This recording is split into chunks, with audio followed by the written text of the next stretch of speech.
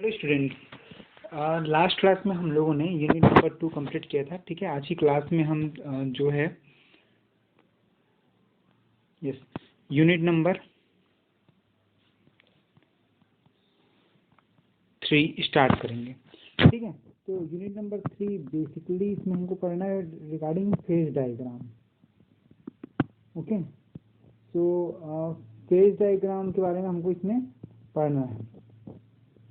तो उसके पहले फेज डायग्राम के पहले हम लोग बेसिकली इसका डेफिनेशंस एंड बेसिक कॉन्सेप्ट देखते हैं। सबसे पहले देखते हैं कि फेज क्या होता है। फेज क्या होता है? फेज को हिंदी में बोलते हैं अवस्था। अवस्था, देखिए फेज क्या होता है इन द सेंस, यदि मैं फेज की बात करूंगा, सबसे पहले फेज की बात करता हूं। ठीक है, तो फेज फेज मीन्स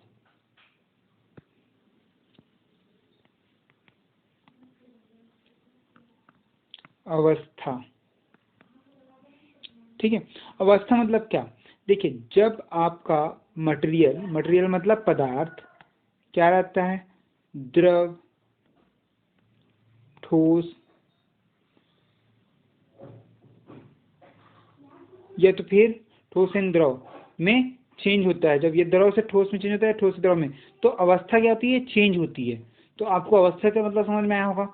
बट इस बीच में जब द्रव मतलब आपका लिक्विड से सॉलिड, सॉलिड से लिक्विड में चेंज होता है, तो बहुत सारे फेज फॉर्मेशन होता है। क्या होता है? फेज फॉर्मेशन, अवस्था बनती है, बहुत सारी अवस्थाएं बनती है। तो उसी के बारे में हमको पढ़ना है। ओके, तो फेज क्या होता है बेसिकली? फेज को यदि मैं डिफाइन करूं तो phase is a uniform part of N alloy having a certain chemical composition and structure and which is separated from other alloy। ठीक है, constrained by a phase boundary।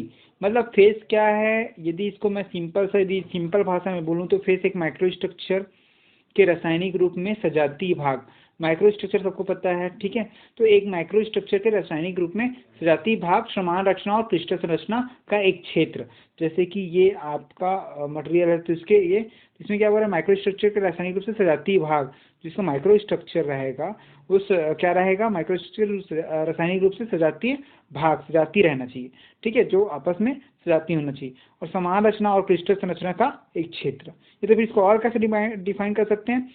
एक मिश्र धातु एक समान हिस्सा जिसमें एक निश्चित रासायनिक संरचना होती है, जिसे अवस्था सीमा द्वारा अन्य मिश्र धातुओं से अलग किया जाता है। क्या कहलाता है?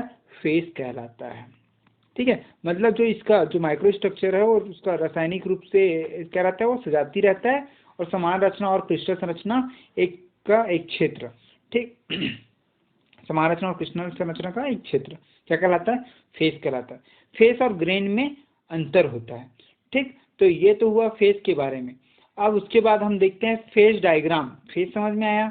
जब फेज मतलब क्या, जब सिंपल हम जब देखते हैं कि जैसे कि ये देखिए, ये क्या है आपका?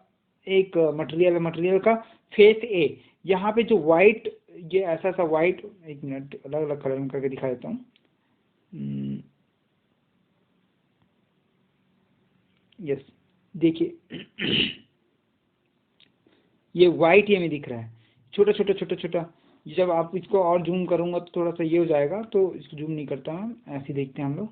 यस, यहाँ पे देखिए एक्चुअली ये ऐसे हैं, ये अलग कलर है, उसके बाद ये दूसरा अलग कलर है, ये देखिए ये ऐसा है, ऐसा। ठीक है, और ये ऐसा है, ऐसा ऐसा। ओके, तो ये जो दिख रहा है ऑरेंज टाइप का जो दिख रहा है, जिसमें कॉपर एटम, तो ऑरेंज जो है कॉपर एटम को शो कर रहा है, और जो व्हाइट है वो यहाँ पे देख सकते हो अब जिंक एटम को शो कर रहा है ये। ठीक है, जिंक एटम को। तो ये एक एग्जांपल है। तो जिंक एटम क्या है? फेस ए, एक फेस है, और कॉपर एटम क्या है? फेस बी, वो दूसरा फेस है। ओके दोनों मिला के क्या बना रहे हैं? पूरा स्ट्रक्चर बना रहे हैं। ठीक, तो जो फेस है, ठीक है, ये फेज डायग्राम क्या होता है? फेज मतलब समझ में आ गया होगा। ठीक है, फेज डायग्राम क्या होता है? Phase diagram when we combine two elements what equilibrium state do we get. मतलब when we combine two elements, जब हम दो एलिमेंट्स को मतलब फेस ए और फेस बी, दो अलग अलग एलिमेंट्स को क्या कर रहे हैं, कंबाइन कर रहे हैं, कंबाइन करते हैं, तो हमको क्या क्या मिलता है, how many faces do we get. ठीक है, मतलब जब हम दो एलिमेंट्स को अलग अलग कंबाइन करते हैं तो हम फेस डायग्राम के थ्रू जान सकते हैं कि हमको कौन कौन सा फेस मिलेगा। ठीक है, composition of each face, composition क्या क्या होंगे सभी फेसेस के। ठीक है, हाउ मच, सॉरी,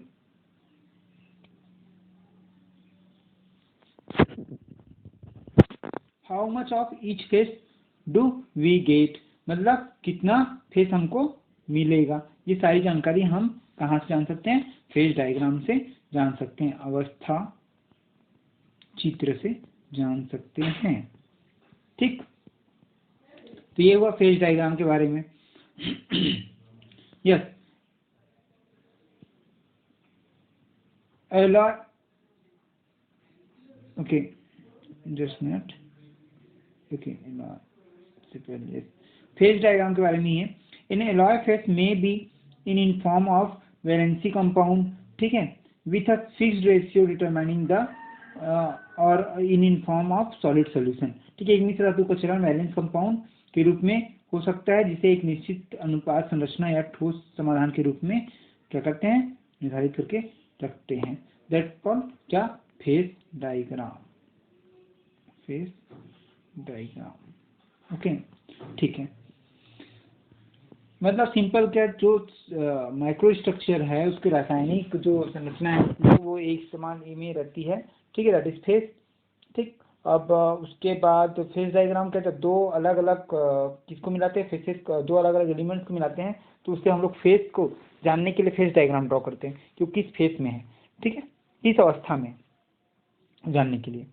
अब उसके बाद सॉलिड सॉल्यूशन क्या होता है, सेकेंड सॉलिड सॉल्यूशन क्या होता है, सॉलिड सॉल्यूशन ठोस, ये सॉरी, सॉल्यूशन समाधान नहीं होगा, सॉल्यूशन मतलब अपन इसको बोलते हैं, यहाँ पे भी समाधान हो गया है, जस्ट मिनट, मैंने चेंज नहीं किया।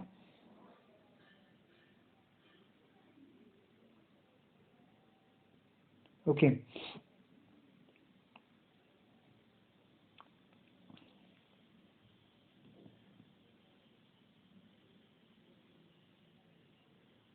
यस, यहाँ पे आप देख सकते हैं,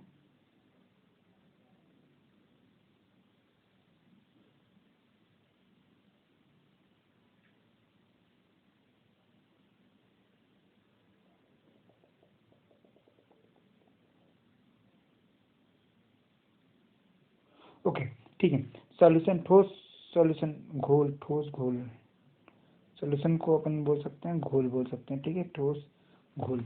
ठीक है, ओके, तो एक मिश्र धातु का चरण वैलेंस कंपाउंड के रूप में हो सकता है, जिसमें एक निश्चित अनुपात संरचना का निर्धारण करता है, यह ठोस घोल के रूप में है। ठीक,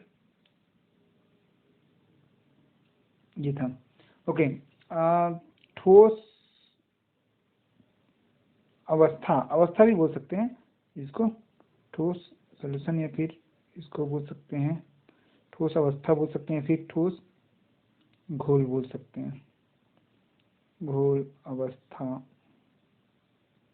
ठीक है, समाधान नहीं बोलेंगे। ओके, सो ठोस अवस्था एक चरण है जहां दो या दो से अधिक तत्व एक दूसरे में पूरी तरह से घुलनशील है, तो इसको घोल ही बोलना ज्यादा बेटर है। ठीक है, अवस्था बोलना नहीं।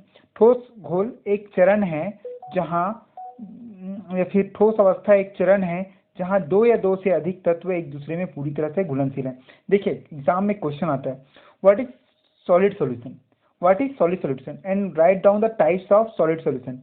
या फिर ठोस अवस्था, या फिर ठोस घोल, या ठोस अवस्था क्या है, कितने टाइप के होते हैं,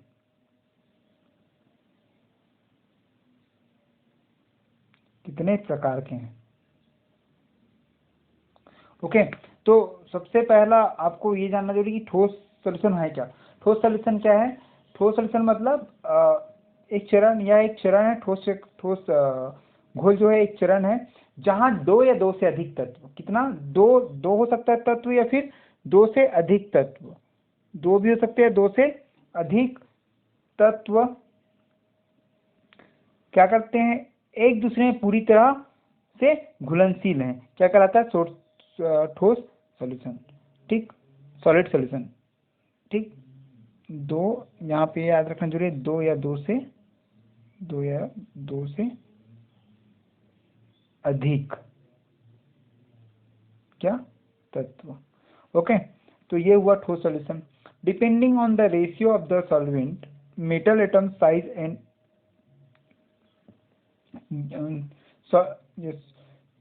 solid element atom size, two types of solid solution may be formed, ठीक है। तो कितने टाइप के ठोस सॉल्यूशन फॉर्म होते हैं, दो टाइप के, विलायक धातु परमाणु आकार और विलेय तत्व परमाणु आकार के अनुपात के आधार पर। देखिए यदि मैं विलायक, और देखो जब हम लोग घुलने की बात करते हैं तो एक होता है विलायक और एक होता है विलेय, आप लोग अच्छा पता होगा, मतलब अच्छे से पता होगा, ठीक है।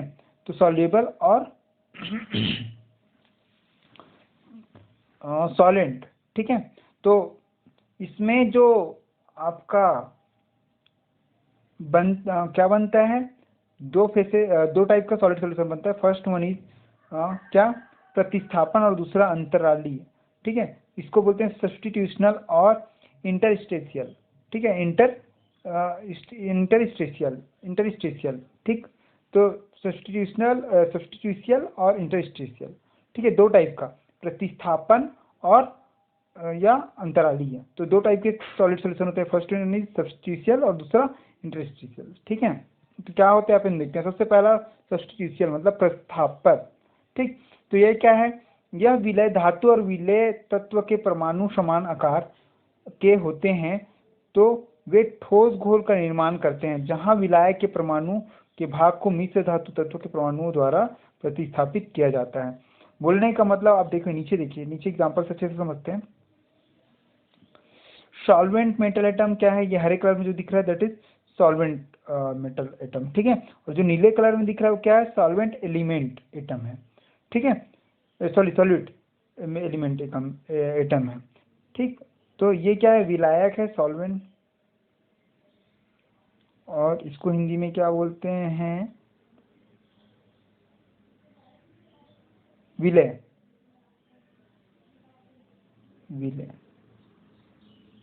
ठीक।